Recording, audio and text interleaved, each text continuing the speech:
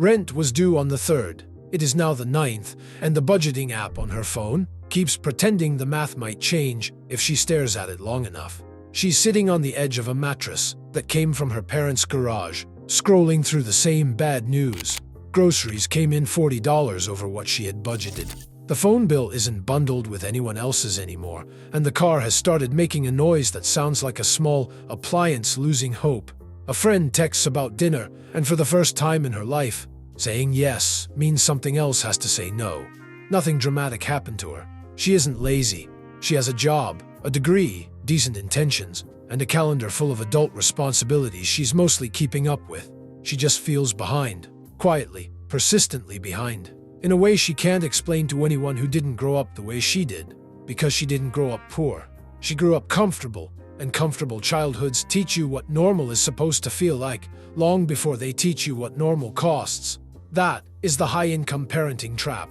Parents can earn more, provide more, and still raise a kid who feels financially fragile the moment the family padding disappears. Go back 10 years, and you'll find the house that built that feeling. Activities showed up on the family calendar like weather. Subscriptions renewed themselves without anyone mentioning it. When she lost her jacket, a new one appeared within the week. When the day ran long, dinner arrived at the door instead of getting cooked. The family wasn't rich. They just had enough room in the budget that most trade-offs never had to be said out loud. Her parents thought they were giving her a better life than they'd had. In a lot of ways, they were. And that is where the money lessons started. But she absorbed the lifestyle without absorbing the math underneath it. And that's how a kid can grow up in a warm, well-run home and still end up sitting on a mattress at 24, doing the arithmetic for the first time and getting an answer she doesn't like. This is the part of the story that rarely gets told, because it does not look like a crisis. Nobody in that house is trying to raise a broke kid. Nobody is sitting at the dinner table saying, "Tonight, we normalize lifestyle creep." They are just earning more, helping more, rescuing faster, and making life smoother. So the question is simple: where does the lesson disappear? Let's start with the simplest version of the problem. First, money hides its own consequences once there's enough of it. In a tighter household, a mistake announces itself fast. An impulse buy means something gets cut from Friday. A forgotten backpack means a week without one. Somebody notices out loud, and the kid standing nearby learns the shape of cause and effect, whether they wanted to or not. In a more comfortable household, the same mistake can vanish into the width of the budget. The kid sees the purchase. They never see what it touched. An extra $30 at the store doesn't change the week. A forgotten water bottle gets replaced without a conversation. Overspending in October gets quietly folded into November. None of it looks like consequence, because none of it is visible as consequence. It's just Tuesday, continuing. That's not because the parents are careless. It's because the household is strong enough to catch things before the kid ever feels them land. And if that kind of invisible money lesson is exactly what you want to notice before it hardens into adulthood, subscribe to Raised to Spend. This channel is about the spending habits, lifestyle expectations, and money lessons kids absorb long before anyone hands them a bank card. Because once consequence disappears, the next thing comfort starts to erase is choice. Second, comfort can erase the skill of choosing. A house with enough room for sports, music lessons, takeout, school trips, and a phone upgrade can start to feel like a house with no ceiling. Everything seems to fit, but it only fits because someone off-screen is managing, which yes cancels out another one. And the kid at the center of it never sees the subtraction. They learn the lifestyle. They don't learn the arithmetic that makes the lifestyle possible. But adulthood is mostly the art of learning, which yes, you can afford. That gap tends to surface later, in a very specific way. A 22-year-old, whose first paycheck can't recreate the house she grew up in, does not usually think, "My parents worked incredibly hard to afford all of that." She thinks, "Why does this feel so hard for me?" Third, convenience becomes the family default. Delivery instead of cooking. A ride instead of a wait. Same-day replacement instead of patience. A paid fix instead of a shared household chore, because apparently asking a teenager to find the missing charger now requires the negotiation skills of a hostage diplomat. None of this is a moral failure. It is what money is for, in part. But a kid who never watches an adult sit with an inconvenience and handle it calmly can grow up assuming every friction has a purchase attached to it. Waiting starts to feel like something broken, not something normal.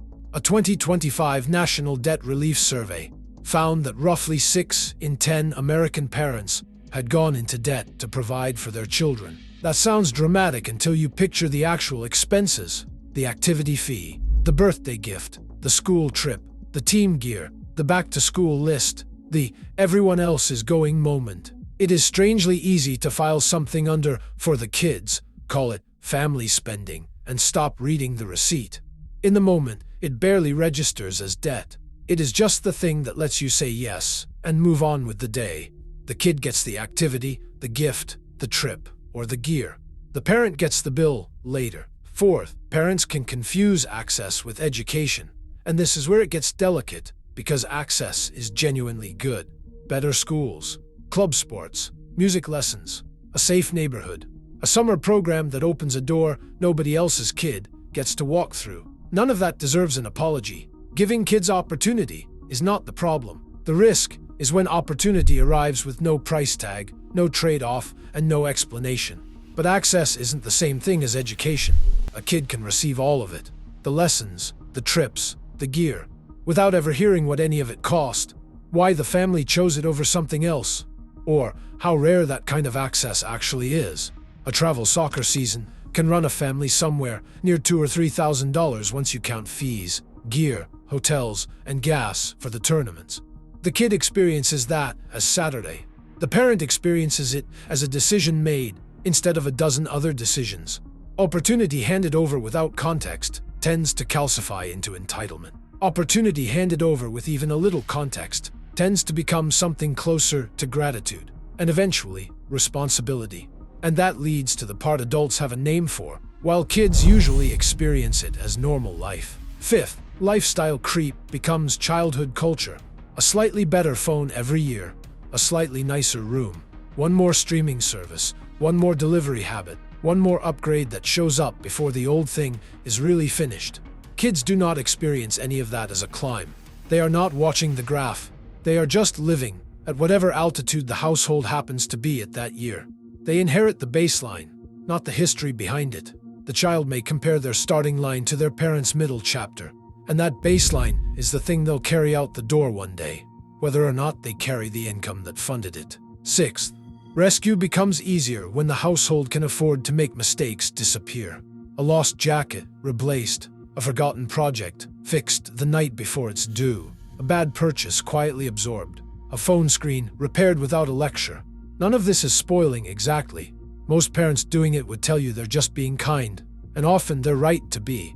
But if rescue removes the consequence every single time, a kid never gets the small, survivable version of failure that teaches better judgment before the stakes get bigger. The goal is not to let children drown. It is to stop draining every puddle before they notice their shoes are wet. Rescue tends to escalate quietly with age 2. At 7, it's a lost jacket. At 14, it's a phone screen. At 19, it can be a car payment, a credit card balance, or rent covered just this once that turns into most months. Each version feels smaller than it is in the moment it happens, because the parent is comparing it to their own income, not to what the pattern is teaching. The kid isn't learning that mistakes are fine. They're learning that mistakes are someone else's line item. This is where the real center of the video sits. Kids inherit expectations, not income. A household runs on years of things a child never sees: the overtime, the stress, the years of paying down one thing before starting another, and the quiet math that made a comfortable Tuesday possible. The kid experiences none of that. They absorb the finished lifestyle, the smooth version. They rarely see the scaffolding. Then they leave, and the first apartment is smaller than they expected. The first grocery bill feels almost insulting. The first car repair feels personal, like it was aimed at them specifically. The first real no in their own life feels like evidence that they're falling behind everyone else. They're not comparing their adult life to hardship. They're comparing it to the only baseline they've ever known, which happens to be someone else's peak earning years. None of this means the answer is manufactured discomfort. Kids forced to struggle on principle, comfort withheld to build character. That's its own kind of mistake. The actual fix is smaller and less dramatic. Make a few of the trade-offs visible. The fix is not a family budget lecture with everyone trapped at the table while dinner gets cold. The fix is narration. Instead of just paying for the travel team, say out loud what the family is choosing and what it means saying no to somewhere else. Instead of replacing the lost item the same afternoon, let the kid put something into fixing it. A few chores, a slice of allowance, a week of waiting. Instead of ordering dinner in silence, mention that tonight's a time trade, not the default. Instead of debt being a word that only shows up as a hushed tone in the front seat of the car, explain that borrowing is a promise to a future version of yourself, and ask what job this particular promise is doing. None of that requires a spreadsheet at the dinner table. It just requires narrating the parts that used to happen off-screen. A parent can still provide generously, still use convenience on a hard week, still rescue sometimes, still say yes to the travel team, the phone, and the trip. The difference isn't in what gets given. It's in whether the kid ever gets to see the system underneath the giving. Somewhere in that first apartment, she'll open a jacket she bought herself, a slightly worse one than she used to get replaced without asking, and she won't think about any of this consciously. She'll just notice for a second that it feels different to own something nobody quietly paid for behind her. That's the whole lesson, really. Not that comfort is dangerous. That comfort without a story attached to it is the part that goes quiet, right up until the day someone has to pay for their own. If this made one ordinary money moment feel less ordinary, subscribe to Raised to Spend. We look at how kids learn money before they earn it, and how those quiet lessons shape the future they can afford.